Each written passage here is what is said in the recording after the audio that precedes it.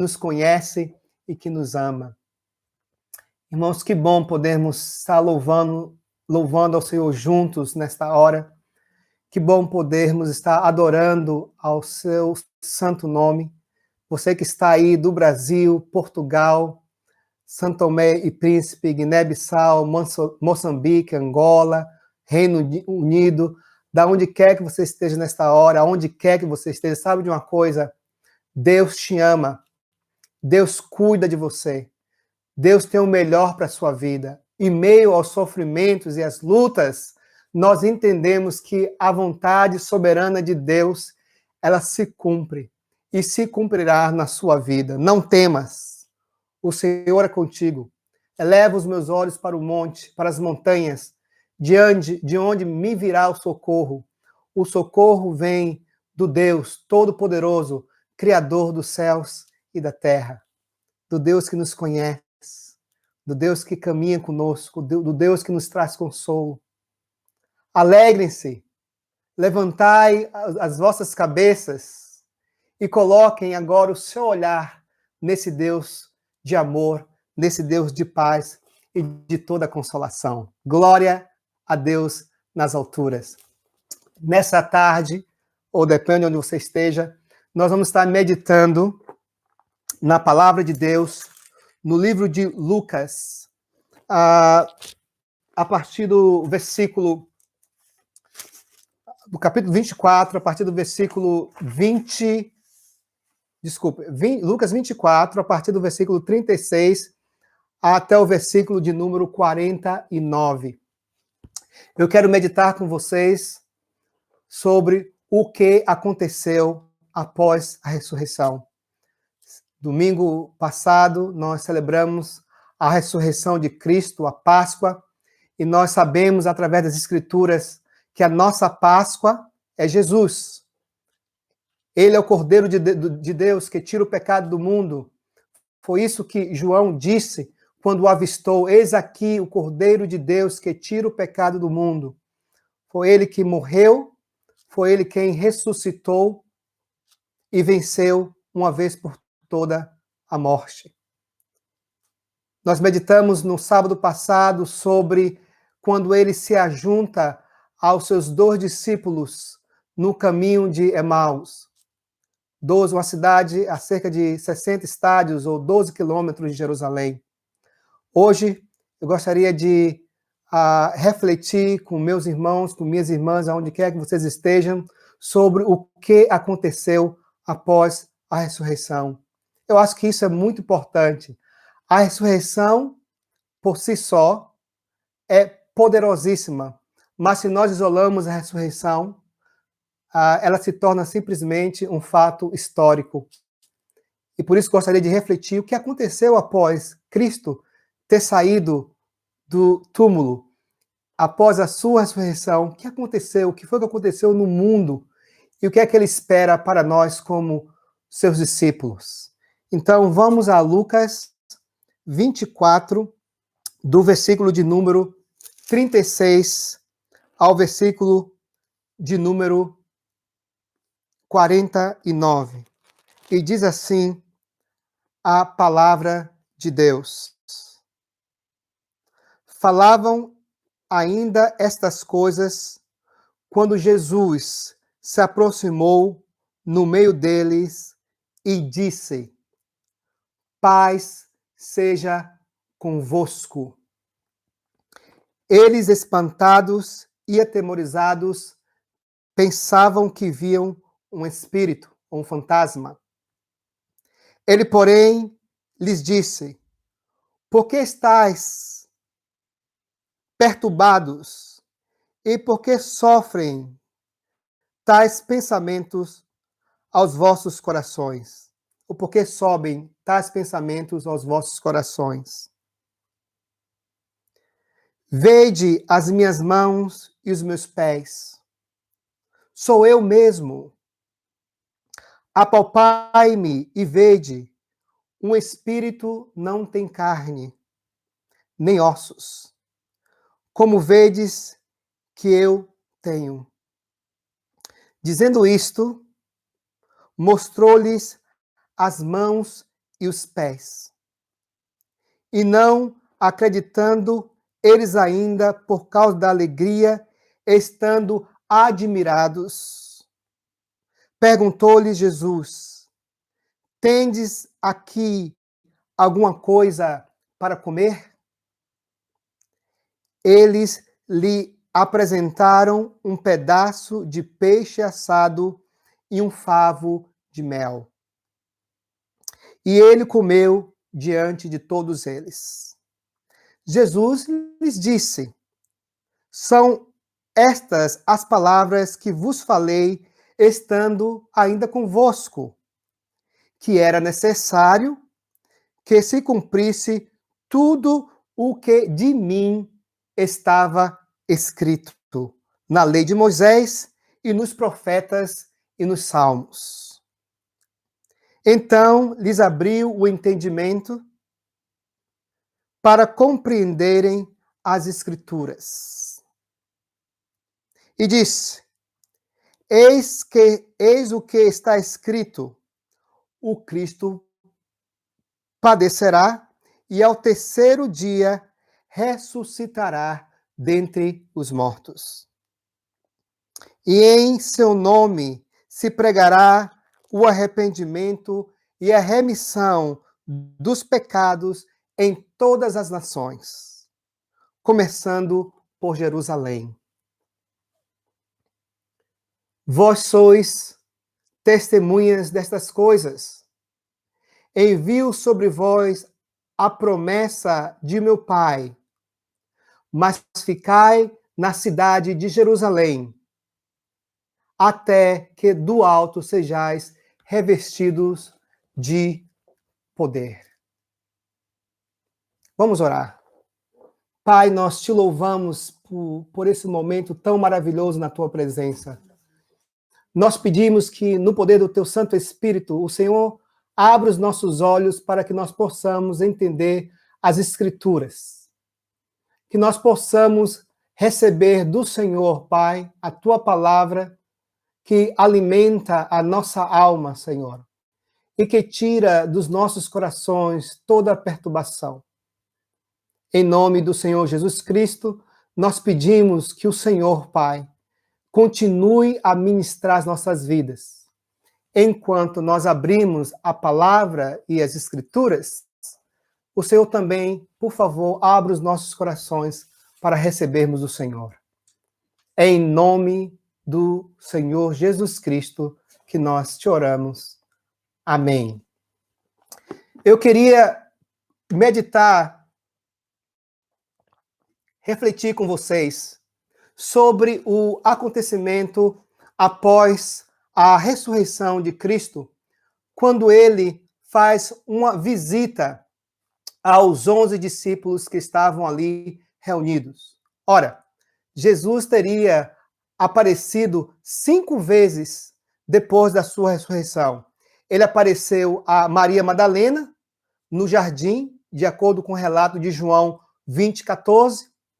Ele também aparece às mulheres, não é? Pedindo que elas contassem o que ele teria ressuscitado, de acordo com o relato em Mateus 28:9. Apareceu também a Pedro, apareceu também aos 2 discípulos no caminho de Emaús, e pela 5ª vez agora, as Escrituras nos diz que ele aparece aos 11.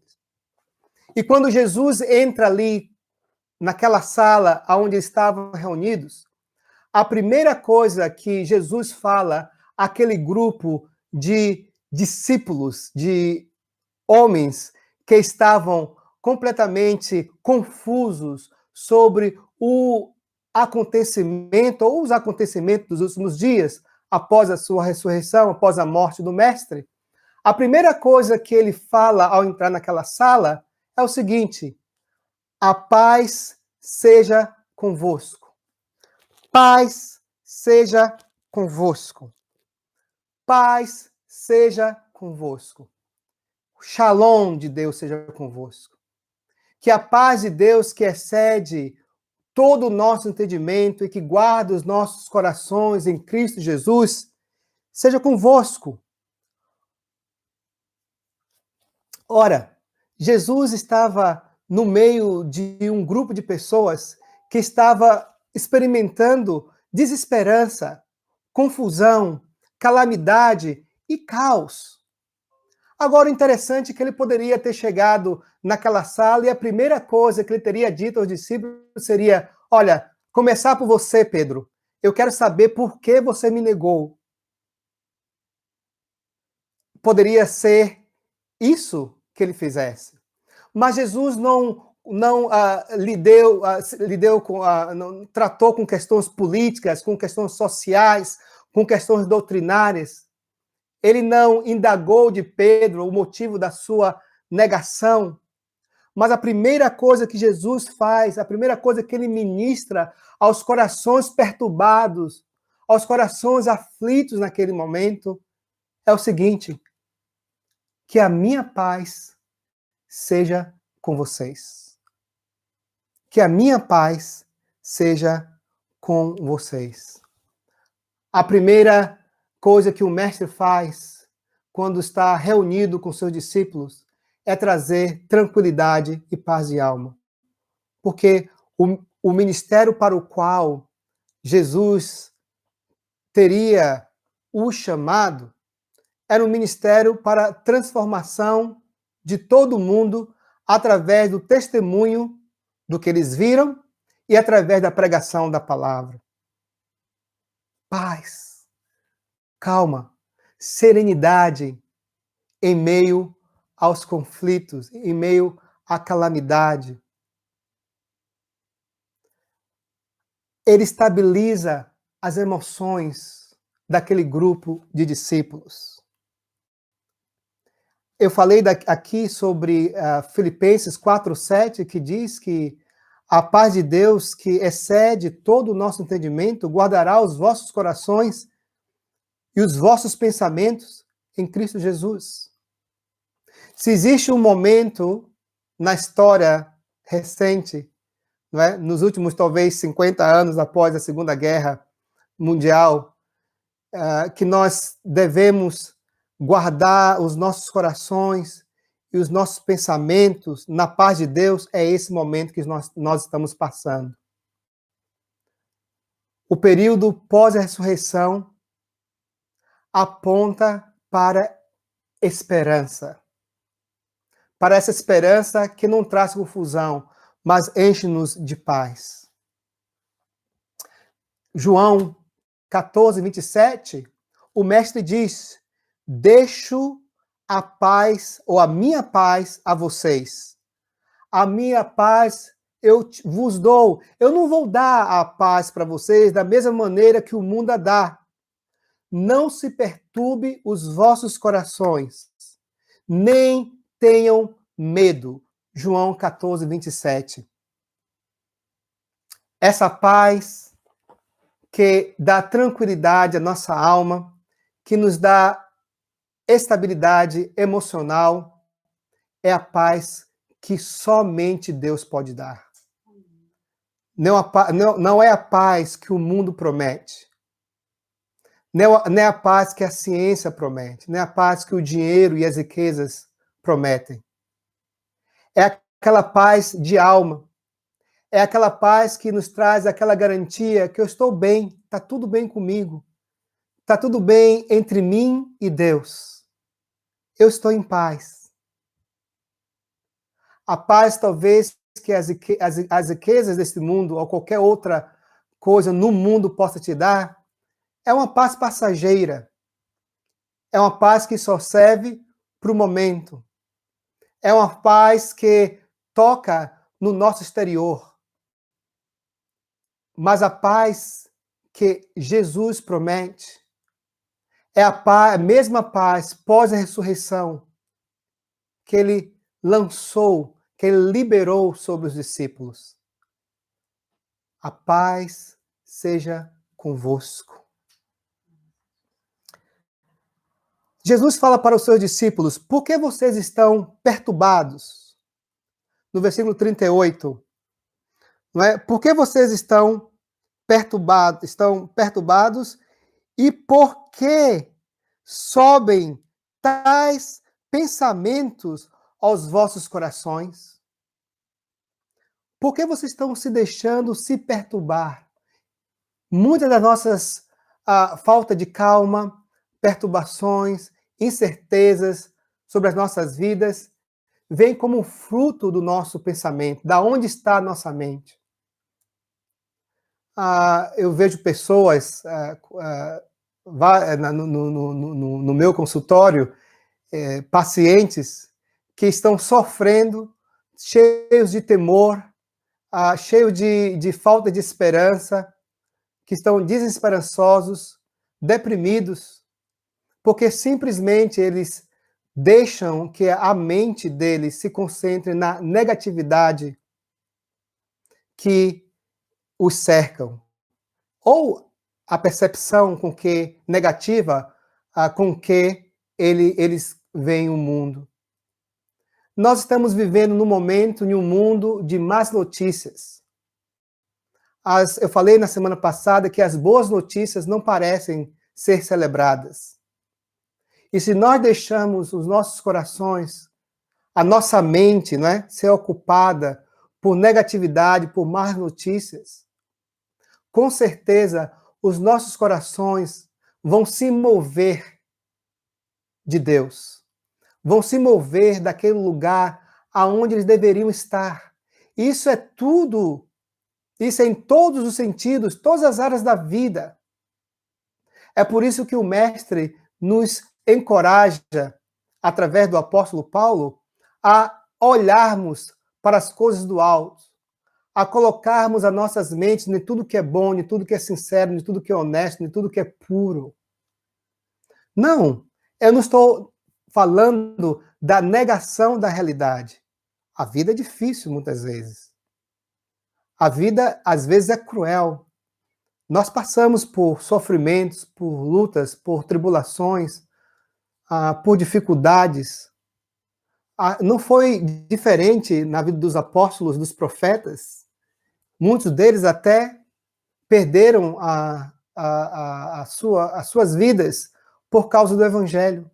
Sempre foi assim e sempre será. Mas eu estou falando que quando a minha mente está em Deus, o meu coração consegue lidar, a minha alma, as minhas emoções, consegue lidar melhor com aquilo que está ao nosso redor.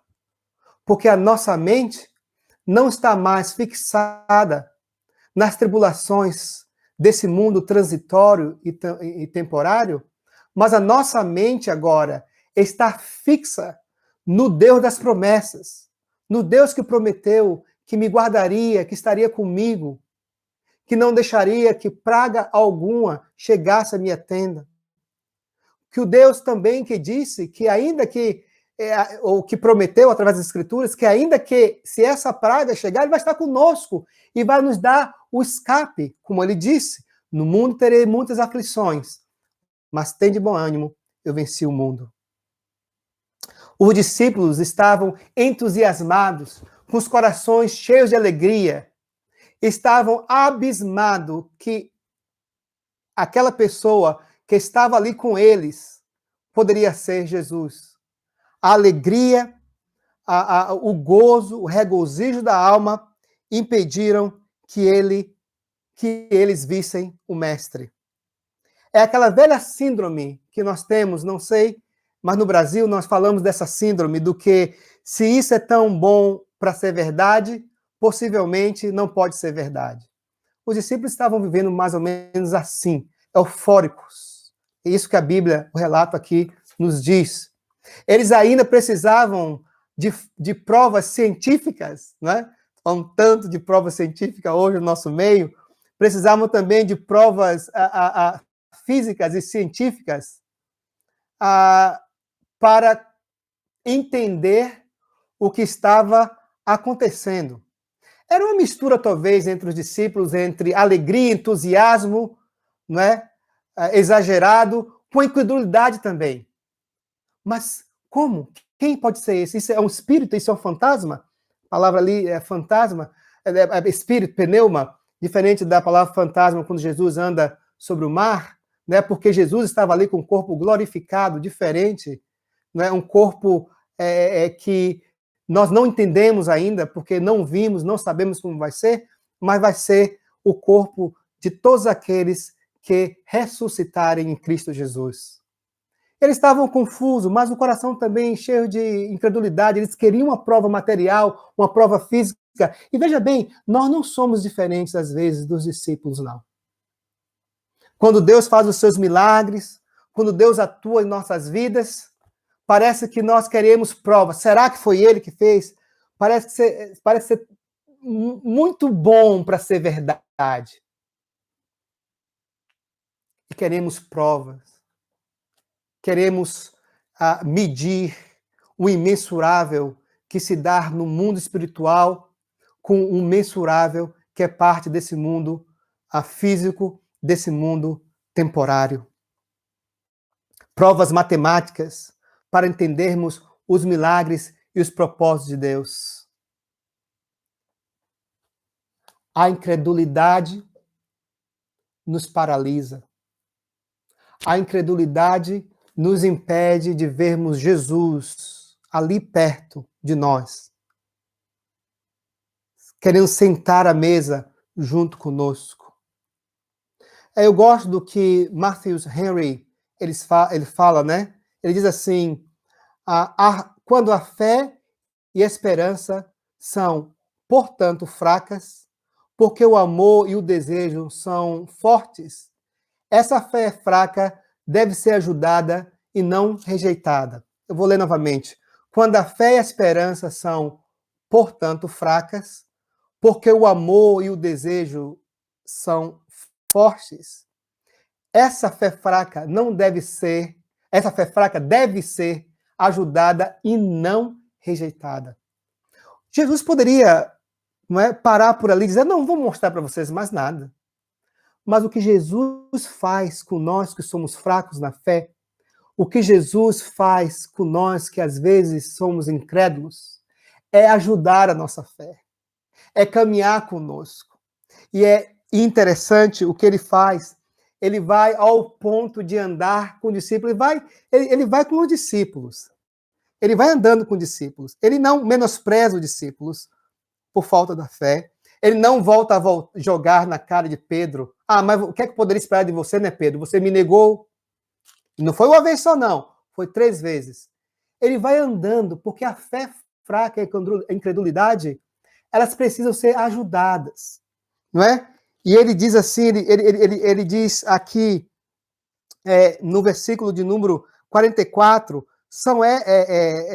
me dá então algo... desculpa, versículo de número 39... na verdade, são essas, vedes, essa é a minha mão, são as minhas mãos e os meus pés. Sou eu mesmo. Apapai-me e vede. Um espírito não tem carne nem ossos, como vocês estão vendo. E ali ele come com os discípulos, ele quer mostrar para os discípulos que na verdade é ele que está ali. Eu sei da incredulidade, da incerteza que vocês estão vivendo, mas eu quero mostrar para vocês que sou eu que estou aqui ceando com vocês. Sou eu, Jesus, lembra? Que disse que ressuscitaria, mas parece que nem isso estava funcionando. As provas científicas não funcionaram.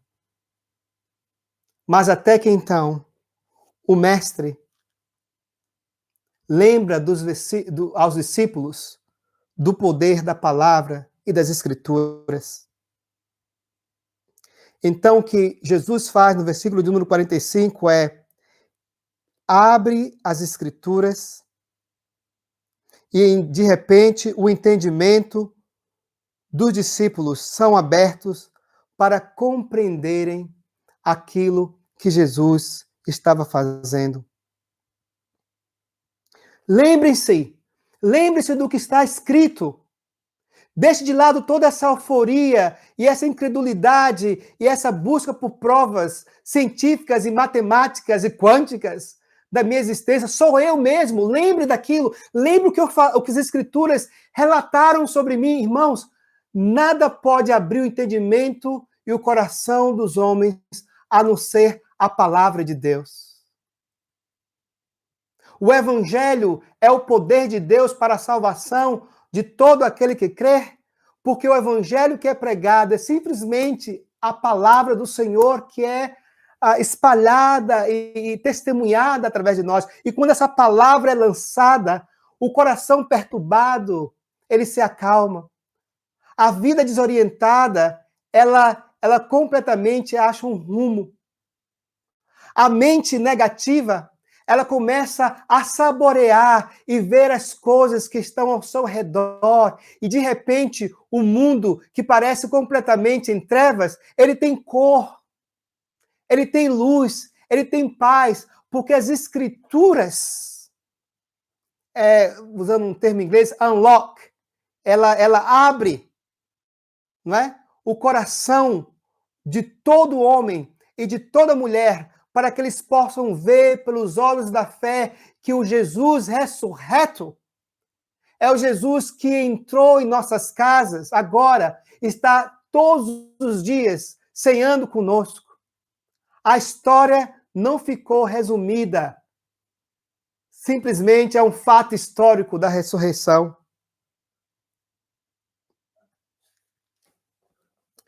Jesus está ali. E ele começa a falar, a lembrar aos discípulos sobre as Escrituras. Ele fala, olha, você lembra dos profetas, dos salmos, de Moisés. O que eles falaram a respeito de mim, sou eu, está se cumprindo. Lembre, por exemplo, dos salmos de número 69, 21, quando ele diz, deram-me fel por mantimento, e na minha sede me deram a beber vinagre. Salmos 69, 21, que relata claramente aquele momento na cruz, onde eles têm sede, eles dão vinagre, dão fel para que Jesus bebesse. Olha as Escrituras se cumprindo, vocês lembram disso? Vocês lembram que o que dizia a Isaías 7,14? Portanto, o mesmo Senhor vos dará um sinal. Eis que uma virgem conceberá e dará à luz a um filho, e o seu nome será Emanuel. Lógico que Jesus não citava os versículos no capítulo, porque até então não estava separado assim. Vocês lembram das Escrituras? Lembre de Gênesis, o livro do começo, que diz que porém inimizade entre você e a mulher, falando a serpente, a Satanás, eu porei inimizade entre você e a mulher, entre a sua descendência, que somos nós, e os descendentes dela, somos nós descendentes da mulher. Este lhe ferirá a cabeça, e você lhe ferirá o calcanhar. Lembra que eu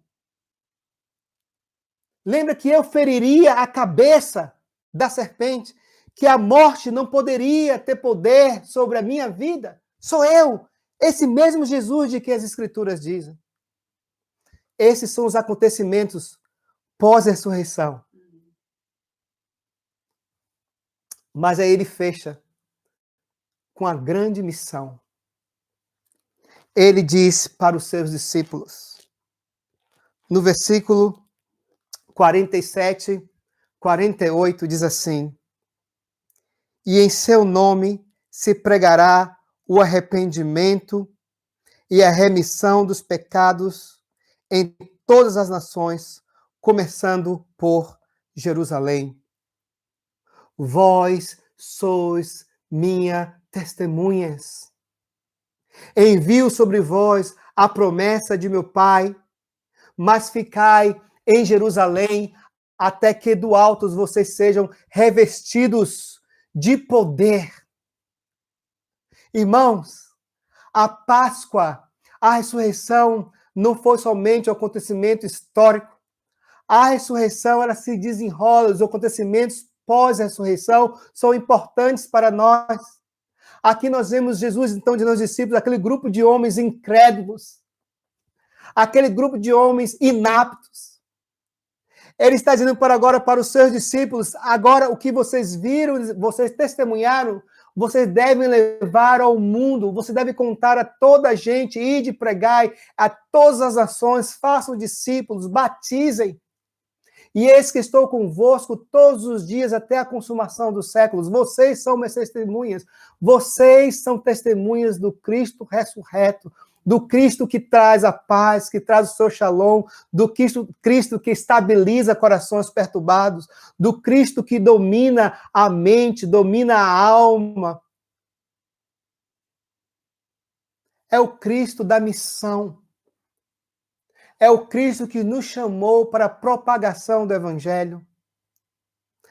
E nada poderá resistir à pregação do Evangelho do Senhor Jesus Cristo.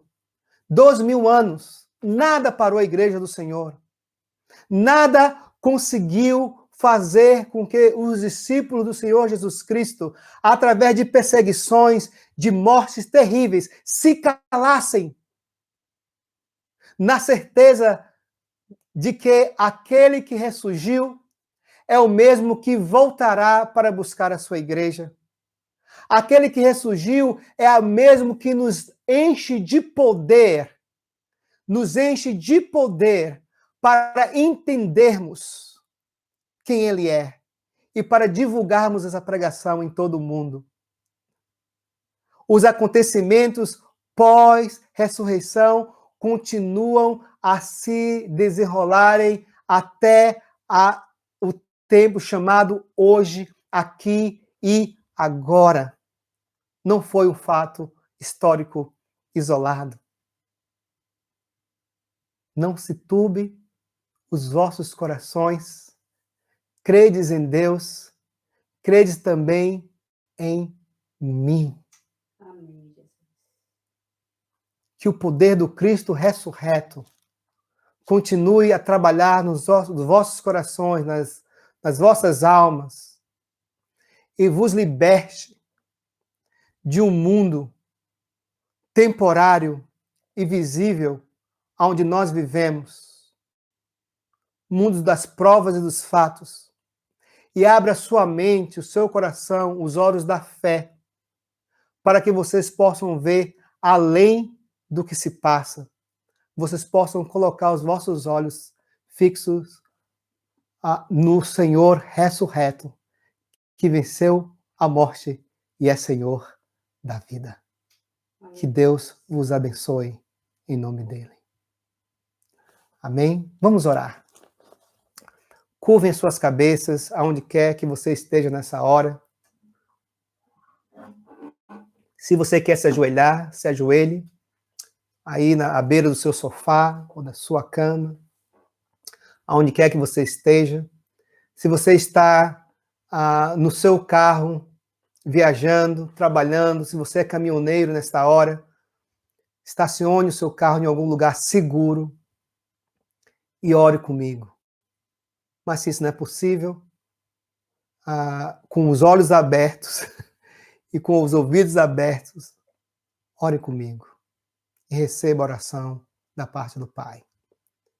Senhor, nós pedimos que pelo poder do Teu Santo Espírito e pelo poder do Cristo ressurreto, os nossos corações e as nossas almas sejam arrebatadas pelo Senhor e colocados junto ao ribeiro de rios que emanam do trono do Senhor. Senhor, que essa paz que Jesus liberou sobre os discípulos seja também liberada sobre as nossas vidas nesta hora. Que os corações perturbados, meu Deus, as mentes cauterizadas e vazias, sejam cheias agora pela esperança que vem do teu trono, que vem do Senhor, do Deus imortal e do poder ressurreto, do poder do Espírito que ressuscitou Jesus dentre os mortos. Senhor, que o Senhor esteja conosco a cada momento, que nós possamos ouvir a sua voz que diz, não tenha medo, eu estou contigo. Que nessa caminhada contigo, Senhor, nós aprendemos a olhar para as coisas que nos cercam pelos olhos da fé. Amém. Obrigado, Senhor, por ser esse Deus tão maravilhoso que cuida de nós. em nome de Jesus. Amém. Amém. Amém.